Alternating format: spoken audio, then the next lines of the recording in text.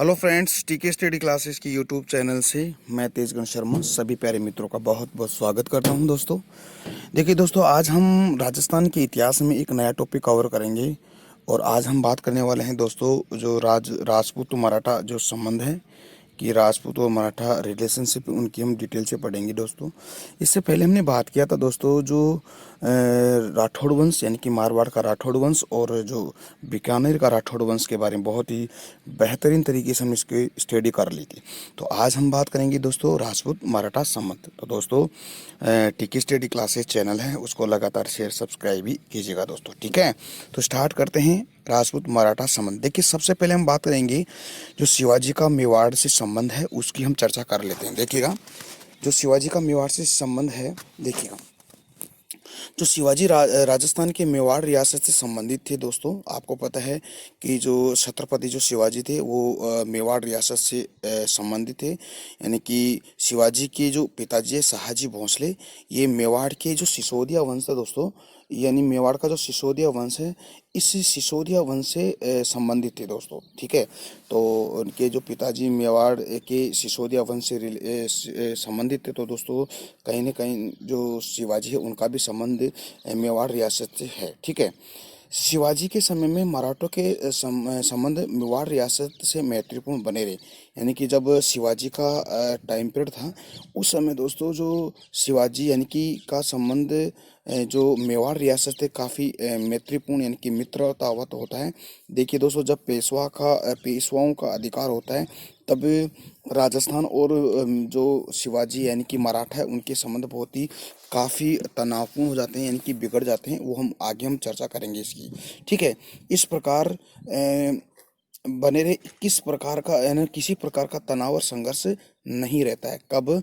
जब शिवाजी का समय था, ठीक है। क्योंकि शिवाजी की जो पिताजी है वो शहाजी भोसले मेवाड़ रियासत के सिसोदिया वंश से दोस्तों, उससे कहीं ना कहीं उनका संबंध था, ठीक है। किंतु शिवाजी की मृत्यु दोस्तों 1680 में हो जाती है। तो उसके कमजोर उत्तराधिकारियों ने महाराष्ट्र क्षेत्र में शासन आरंभ किया। कि 1680 में दोस्तों जब मृत्यु होती है, तब शिवाजी के जो उत्तराधिकारी थे वो सारे जो कमजोर उत्तराधिकारी थे, उसने ने महाराष्ट्र के क्षेत्र पर अपना शासन प्रारंभ किया। और उसके समय में ही पेशवा नामक अधिकारी की राजनीतिक स्थिति में वृद्धि हुई। जैसे ही शिवाजी के उत्तराधिकारी कमजोर होते हैं, तब वहां पर जो पेशवा था दोस्तों, जो आपने पढ़ा होगा अष्टप्रधान, यानी जिसमें सबसे ऊंचा जो पद था दोस्तों पेशवाओं का था। फिर धीरे धीरे मराठों के अंदर जो शिवाजी के उत्तराधिकारी है उनकी स्थिति कमजोर होती है।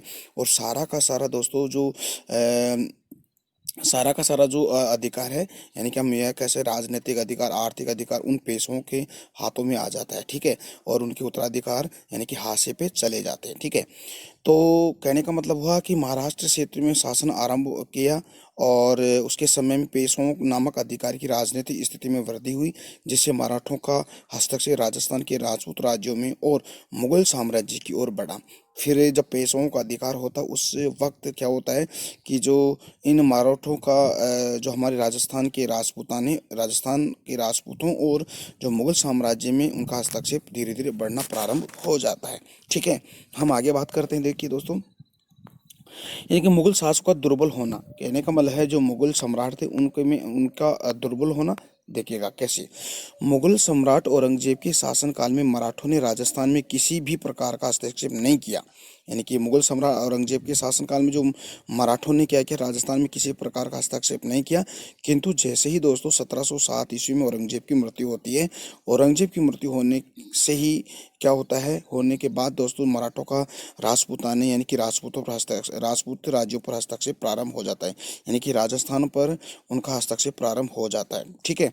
मुगल सम्राटों के कमजोर होने पर मराठा सरदारों ने राजपूत राज्यों में भारी हस्तक्षेप देने लगे और राजपूत राज्यों की एकता को छिन्न भिन्न कर दिया, ठीक है। किन्होंने? यानी कि मराठा सरदारों ने, ठीक है। कैसे उनका हस्तक्षेप होता है, कैसे वो राजस्थान में प्रवेश करते, उनकी सबकी हम चर्चा करेंगे दोस्तों। तो दोस्तों आप मेरे साथ लगातार बने रहिएगा, और टीकी स्टडी क्लासेस चैनल उसको लगातार शेयर सब्सक्राइब भी कीजिएगा, ठीक है। आगे हम बात करते हैं दोस्तों, जो मराठा पेशवा का बढ़ता प्रभुत्व है, यानी कि मराठों के अंदर जो पेशवा होते थे उनका प्रभुत्व कैसे बढ़ता है उसकी हम चर्चा करते हैं। देखिएगा देखिए दोस्तों, शिवाजी के समय पेशवा का पद काफ़ी कमज़ोर था। यानी कि जब शिवाजी थे, शिवाजी के समय पूरा का पूरा जो मराठा स्वामित्व था, यानी कि स्वयं सम्राट, यानी कि जो शिवाजी के हाथों में था, यानी कि सम्राट के हाथों में था। जैसे ही मराठा सरदार शिवाजी की मृत्यु होती है, जो पेशवा जो पद था दोस्तों, यानी कि पेशवाओं के मध्य सारी शक्ति उनके हाथों में आ जाती है। ठीक है, देखिए दोस्तों, शिवाजी के समय पेशवा का पद काफी कमजोर था। शिवाजी स्वयं छत्रपति थे, उन्हें 8 मंत्रियों द्वारा एक सलाह मिलती थी, यानी कि 8 मंत्रियों की एक सलाह थी। उनको 8 मंत्रियों को ही दोस्तों अष्टप्रधान कहा गया। और उसमें सबसे अष्टप्रधान में सबसे पावरफुल जो इन मंत्रियों में शक्ति थी वो पेशवा के पास थी, यानी कि एज ए प्रधानमंत्री। पेशवा क्या था? एज ए प्रधानमंत्री था। इस पेशवा के अंदर सभी शक्ति संपूर्ण थी। ठीक है, यानी कि सम्राट के बाद में सबसे सबसे शक्तिशाली कौन था? वो पेशवा हुआ करता था। ठीक है, जो एक मंत्री पद था जिसको उस समय में प्रधानमंत्री कहा जाता था। ठीक है, इन अष्ट प्रधानों में एक पेशवा अधिकारी होता था। ठीक है, जो 8 मंत्री होते थे जिसको अष्ट प्रधान कहा गया है। इनमें अष्ट प्रधान में सबसे एक पेशवा अधिकारी होता था। पेशवा को प्रधानमंत्री कहा जाता, एज ए पीएम था उस वक्त जब सम्राट, सॉरी, शिवाजी थे उस समय। जो अष्ट प्रधान था, 8 मंत्रियों की एक एक एक एक गुट था, उसमें सबसे ऊंचे पद पर पेशवा थे। पेशवा को प्रधानमंत्री कहा गया है क्योंकि राजतंत्र में राजा का पद प्रथम आता था, तथा राजा के बाद राजा का प्रधानमंत्री ही होता था। दूसरा स्थान, यानी कि सेकंड रैंक किसकी होती थी? यानी कि उस प्रधानमंत्री की होती। तो पेशवा दूसरे नंबर का सर्वशक्तिशाली एक पद था। ठीक है, आगे बात करते थे। देखिए दोस्तों, जो शिवाजी शिवाजी की मृत्यु के बाद पेशवा पद बढ़ता ही गया। यानी कि जैसे ही 1680 में शिवाजी की मृत्यु होती है और जो पेशवा जो पद था उसकी शक्ति धीरे धीरे क्या होती है? बढ़ना प्रारंभ हो जाती है। इस प्रकार पेशवा के बढ़ते प्रभावों ने मराठों के राजपूतों में हस्तक्षेप बढ़ना लगे। और जैसे उनका प्रभाव बढ़ता है पेशवाओं का, और प्रभाव बढ़ने के साथ साथ दोस्तों उधर 1707 ईस्वी में जो औरंगजेब है उसकी मृत्यु हो जाती है। फिर पेशवाओं का हस्तक्षेप राजस्थान की राजनीति के अंदर बहुत ज़्यादा बढ़ जाता है। ठीक है, अब दोस्तों हम यहाँ से एक बात करेंगे कि यहाँ से हम बात करेंगे कि जो मराठों ने मराठों ने राजपूताने यानी राजस्थान में प्रवेश कैसे किया। और जो प्रवेश करने का उनका एक ही तरीका था दोस्तों, यानी कि बूंदी के अंदर उत्तराधिकार के विषय को लेकर वो राजस्थान के अंदर प्रवेश कर जाते हैं। तो बूंदी का उत्तराधिकार की हम बात करते हैं। देखिएगा कैसे बूंदी का उत्तराधिकार होता है और कौन इन पेशवाओं यानी कि मराठों को आमंत्रित कर किया जाता है राजस्थान के अंदर। ठीक है, देखिए, मराठों का राजस्थान में सर्वप्रथम प्रवेश दोस्तों बूंदी रियासत में उत्तराधिकार के प्रश्न को लेकर हुआ। ये बहुत इंपॉर्टेंट है, इसको याद कीजिए कि मराठों का राजस्थान में सर्वप्रथम कौन से जिले में प्रवेश होता है, आपको बताना है। बूंदी रियासत में होता है। ठीक है, और क्यों होता है? यानी कि बूंदी रियासत में उत्तराधिकार के प्रश्न को लेकर ये बूंदी में प्रवेश करते हैं। वो कैसे करते हैं उसकी हम बात करते हैं। देखिएगा, बूंदी रियासत में राजगद्दी को लेकर दो उत्तराधिकारियों के मध्य दोस्तों क्या होता है? संघर्ष होता है। और इसी संघर्ष से मराठों का राजस्थान में प्रवेश होता है। कैसे होता है? देखिए, बूंदी के राजा दोस्तों उस वक्त बुद्ध सिंह थे, और बुद्ध सिंह की कई रानियां थी, है ना। और उनमें से एक रानी जो आमेर के कछवा वंश की एक राजकुमारी थी, यानी कि आनंद कुंवरी या आनंद कुंवरी थी। ठीक है, वो क्या है? यानी कि एक रानी थी कछवा वंश की आनंद कुंवरी। देखिएगा, इस समय आमेर के राजा कौन थे दोस्तों? यानी कि सवाई जयसिंह द्वितीय थे। ठीक है, आप याद रखिएगा। यानी कि जो बूंदी के राजा बुद्ध सिंह थे, और बुद्ध सिंह की कई रानियां भी थी दोस्तों। और उनमें से एक रानी अपने जो आमेर के कछवा वंश की एक राजकुमारी आनंद कुंवरी थी। इसको कुंवरी भी बोल सकते हो, कुंवरी भी बोल सकते हो। ठीक है, मैं यानी कि कुंवरी भी बोल सकते हो या कुंवरी बोल सकते हो। उसमें आमेर का जो राजा था दोस्तों सवाई जयसिंह द्वितीय था। ठीक है, और बूंदी का शासक कौन था दोस्तों? बुद्ध सिंह था। और उसकी रानी कौन थी? यानी कि कछवा वंश की राजकुमारी आनंद कुंवरी थी। ठीक है, बुद्ध सिंह ने आगे जाकर आमेर के कछवा वंश के अपने राजनीतिक संबंध बिगाड़ लेते हैं। ठीक है, जब आगे कुछ समय बीतता है तब बुद्ध सिंह जो आमेर के जो कछवा वंश है उस उन दोनों के मध्य जो राजनीतिक जो संबंध थे, ठीक है, पॉलिटिकल जो रिलेशनशिप थी दोस्तों वो बिगड़ जाती है। किन किन के मध्य, यानी कि आमेर और जो बूंदी के राजनीतिक संबंध बिगड़ जाते हैं।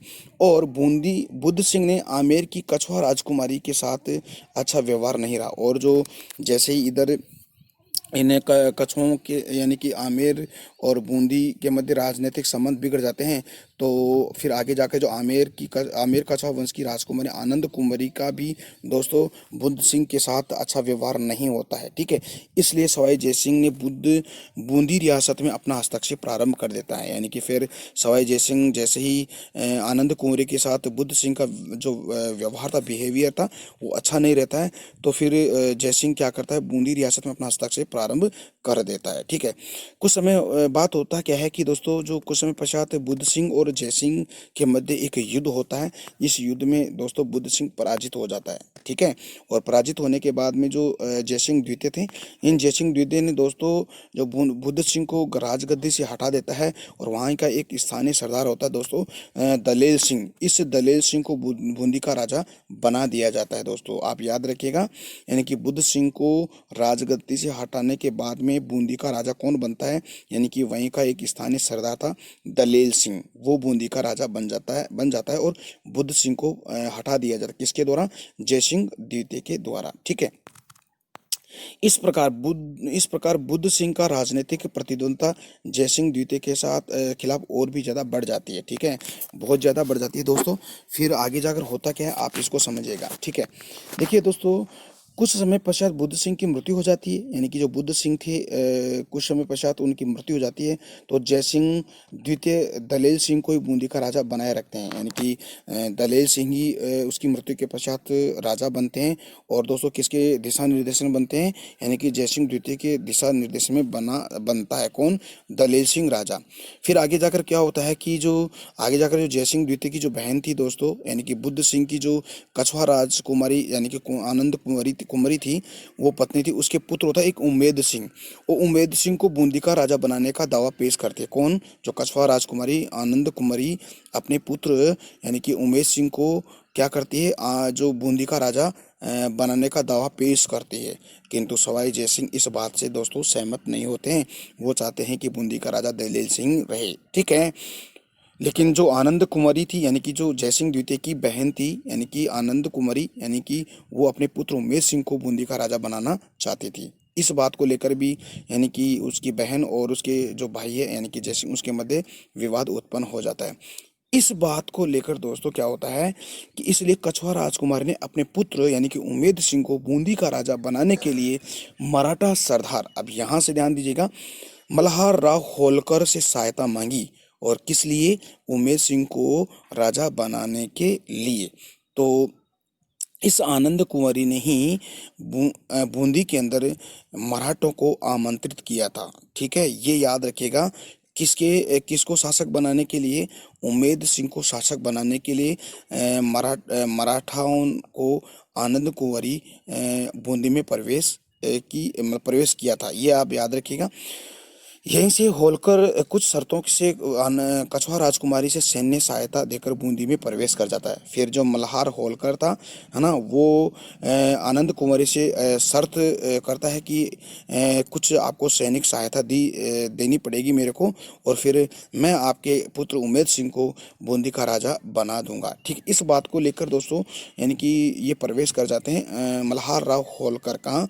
बूंदी में प्रवेश कर जाते हैं। तो यहाँ से क्वेश्चन बनता है दोस्तों कि बूंदी के अंदर सर्वप्रथम मराठों को आमंत्रित किसने किया था? आपको पता, आनंद कुंवरी थी। ठीक है, अगर यूं कह सकते कि राजस्थान के अंदर सबसे पहले किस रियासत में या किस जिले में मराठों ने प्रवेश किया, तो आपको बताना था तो बूंदी के अंदर। ठीक है, फिर होता क्या है कि जो मराठों के सहयोग से उमेद सिंह बूंदी के शासक बन जाते हैं, यानी कि जो मल्हार राव होलकर फिर बूंदी में प्रवेश करते हैं और उमेद सिंह बूंदी का शासक वो बना देते हैं।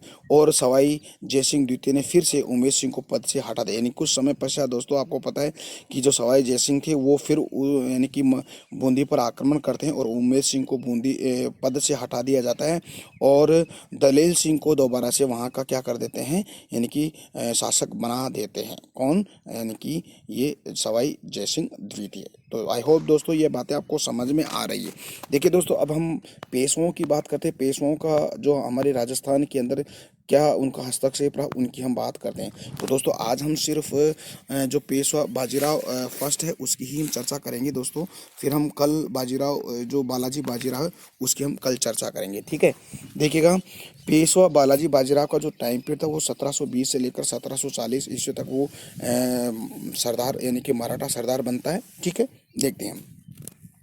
पेशवा बालाजीराव फर्स्ट बड़े ही साम्राज्यवादी नीति के थे, यानी कि साम्राज्यवादी नीति यानी कि इनकी इनकी भावना थी अपने मराठों की यानी कि साम्राज्य को बढ़ाना, ठीक है। मराठों का साम्राज्य बढ़ाना यानी इसकी ये नीति थी, साम्राज्यवादी नीति थी। ये राजपूताने में काफ़ी हस्तक्षेप करते हैं, ठीक है। पेशवा बाजीराव फर्स्ट के समय में मराठा सरदारों ने राजस्थान में चौथ वसूलते थे। यानी कि ये जो पेशवा बाजीराव प्रथम था ये जो राजस्थान में क्या आपको पता है दो प्रकार के वसूलते थे कर, एक चौथ और एक सरदेशमुखी। तो राजस्थान से वो चौथ टैक्स वसूलते थे। कौन? पेशवा बाजीराव प्रथम के समय में मराठा सरदार, ठीक है। यह चौथ कर यानी कि 1728 ईस्वी में राजस्थान में डूंगरपुर और बांसवाड़ा से ये वसूलता था। कौन? यानी कि पेशवा बाजीराव फर्स्ट, ठीक है। मराठों का राजस्थान में हस्तक्षेप बढ़ा तो सवाई जयसिंह द्वितीय ने क्या किया दोस्तों? मराठों के बढ़ते हुए प्रभुत्व को रोकने के लिए हुरडा सम्मेलन 1734 में आयोजित किया, ठीक है। देखिए धीरे धीरे जैसे ही मराठों का हस्तक्षेप राजस्थान में बढ़ता है तो जयसिंह द्वितीय क्या करता है कि मराठों के इस हस्तक्षेप को रोकने के लिए दोस्तों एक सम्मेलन आयोजित करवाता, हुरडा सम्मेलन। वैसे तो दोस्तों आपको पता है कि हुरडा सम्मेलन का प्रमुख पर्पस ये था कि मराठों की शक्ति को रोकना और राजस्थान में प्रवेश से उनको रोकना और उनकी शक्ति को क्षीण कर देना, ये इसका प्रमुख उद्देश्य था हुरडा सम्मेलन का। तो दोस्तों यहाँ से भी क्वेश्चन आता है। तो दोस्तों इस बात को आप बहुत ही बेहतरीन और बहुत ही डिटेल्स इसको पढ़ेगा क्योंकि यहाँ से क्वेश्चन आता है। सबसे पहले क्वेश्चन बनता है हुरडा सम्मेलन कब हुआ? 1734 में। और इस हुरडा सम्मेलन का सबसे मुख्य उद्देश्य ये था, क्या था? ये था कि मराठों की शक्ति को और मराठों को राजस्थान में इनकी शक्ति को रोकना, ये इसका प्रमुख उद्देश्य था। तो देखिएगा क्या है हुरडा सम्मेलन, देखिएगा। सबसे पहले देखें कि हुरडा है कहाँ? भीलवाड़ा में। पहले तो ये देखिए, यानी कि सवाई जयसिंह द्वितीय ने ये हुरडा सम्मेलन हुरडा भीलवाड़ा के अंदर 1734 में ये आयोजित करवाता है।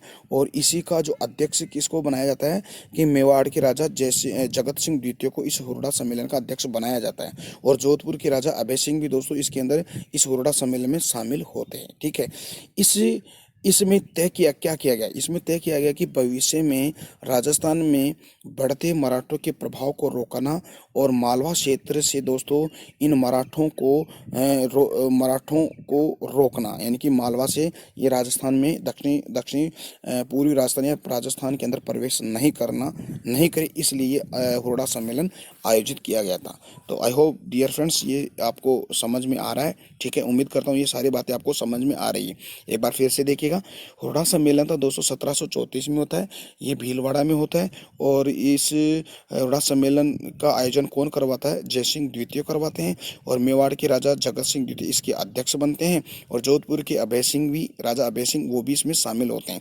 इसका सबसे प्रमुख उद्देश्य ये था कि भविष्य में राजस्थान में बढ़ते मराठों के प्रभाव को रोका जा सके और मालवा क्षेत्र के बाहर ही मराठों को रोक कर रखा है, यानी कि मालवा क्षेत्र से बाहर रखे, यानी कि मालवा क्षेत्र से राजस्थान में प्रवेश ना करें।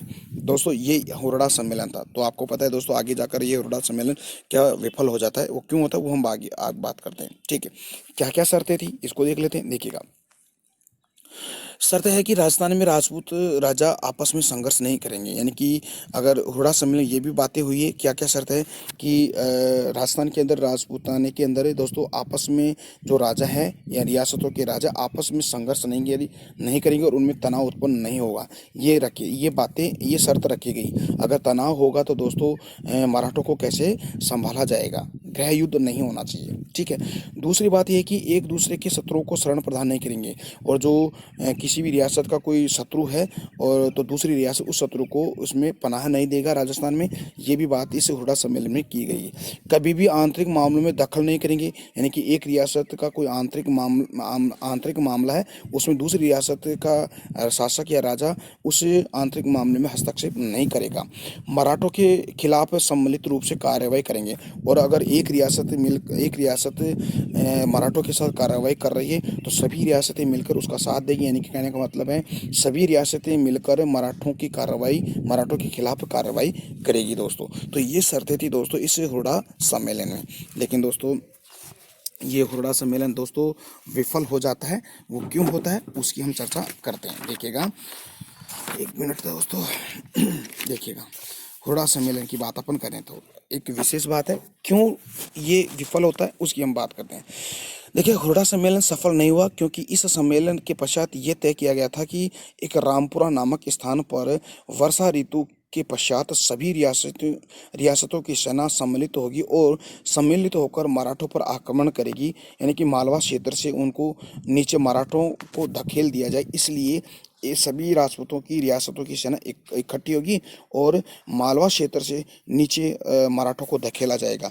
किंतु दोस्तों क्या होता है, रामपुरा क्षेत्र में किसी भी रियासत ने इस मालवा क्षेत्र में आती नहीं है, यानी कि भाग नहीं लेती, इसलिए हुड़ा सम्मेलन दोस्तों पूरी तरह से विफल हो जाता है। इसके पश्चात दोस्तों होता क्या है कि आपसी राजपूतों के अंदर दुश्मनी फैल जाती है और मराठों का दोस्तों रास्ता साफ हो जाता है। तो दोस्तों ये बातें थी आप हुड़ा सम्मेलन की, ठीक है। और ये हुड़ा सम्मेलन आप याद कीजिएगा, बहुत ही इंपॉर्टेंट है, ठीक है। तो दोस्तों इसका जो अगला टॉपिक हम कल पढ़ेंगे।